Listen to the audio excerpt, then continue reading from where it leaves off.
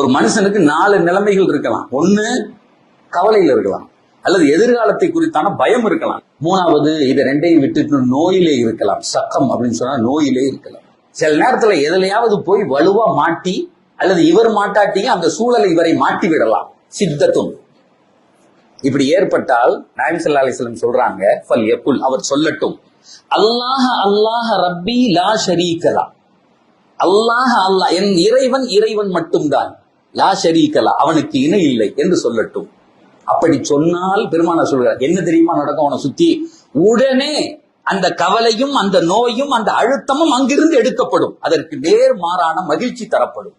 ஒரே ஒரு துண்டு அல்லாஹ் அல்லாஹ் ரப்பி, இதுல என்ன கஷ்டம் வந்துட போகுது? ஒரு தடவை சொல்லி பார்ப்போமே. சார் எழுதி வைத்துக் கொள்ளுங்கள், கேன்சர்னு சொன்னாலும் போகும். 1400 ஆண்டுகளுக்கு முன்னால் எம்பெருமானார் சொன்ன வார்த்தை சத்திய வார்த்தை. தன் வாழ்க்கையில் ஒரு தடவை கூட எங்க நபி போய் சொன்னதில்லை. ஒரு தடவை கூட, விளையாட்டுக்கு கூட போய் சொன்னதே கிடையாது.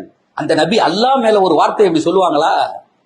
செஞ்சு பாரு, நோய் வந்துருச்சா 4 தடவை சொல்லு, அது எப்படி போகுதுன்னு மட்டும் பாரு. அந்த நோய் மட்டும் உன்னை விட்டு போகாது, அது சார்ந்து எதெல்லாம் உன்னிடத்திலே இருந்ததோ அத்தனை சேர்த்து எடுத்துட்டு போயிடும்.